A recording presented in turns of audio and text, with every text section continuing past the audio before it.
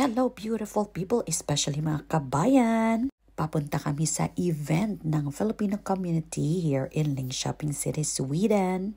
Dahil inimbitahan tayong maging MC sa Fika sa Embasada dahil bago ang aming ambassador dito sa Sweden. Introducing ang aming napaka-charming at madaling lapitan na bagong ambassador ng Pilipinas dito sa Sweden. Ambassador Patrick A. Chua Soto, na starstruck ako pero nagpa-picture pa rin. Bago ang Q&A at bago tayo kumain ng meriendang Pinoy, atin munang iserenade ang bagong ambassador and of course ang ating mga kababayan dito. Kinanta ko ang Home from the Wizard of Oz. When I think of home, I think of a place where there is love overflowing. I wish I was home, I wish I was back to where the things I've been knowing. Wind that makes the tall trees blend into lily. Suddenly the snowflakes that fall have a meaning, sprinkling the sea. Makes it all believe. Maybe there's a chance for me to go back now that I have some direction. It would sure be nice to be back home, but there is love and affection. And just maybe I can convince time to slow up, giving me enough time in my life to grow.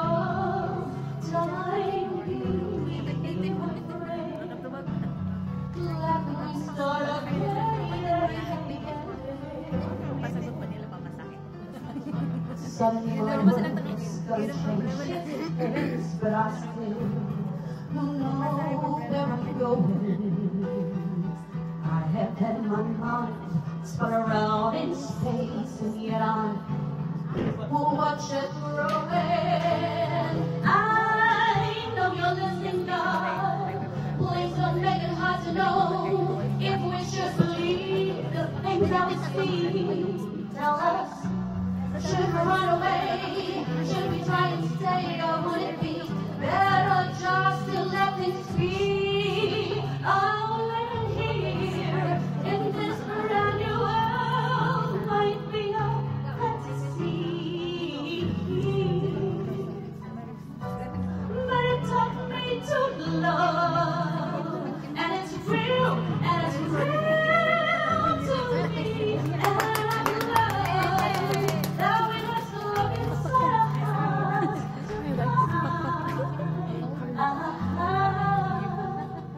the world full of love, like yours, like mine, like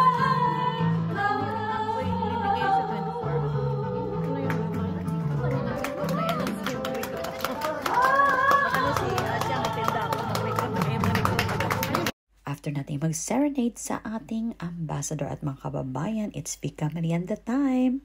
So ito ang ating baon, puto na parang Goldilocks daw ang kanyang lasa. So meron tayong yellow at ube na merong keso.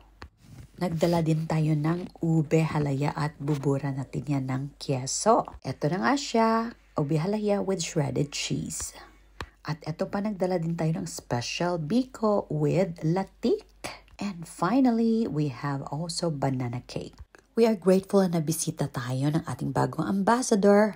Kasama ang buong team ng the Philippine Embassy here in Sweden. Special thanks also sa host natin, ang the Filipino Christian community in Linköping, Sweden.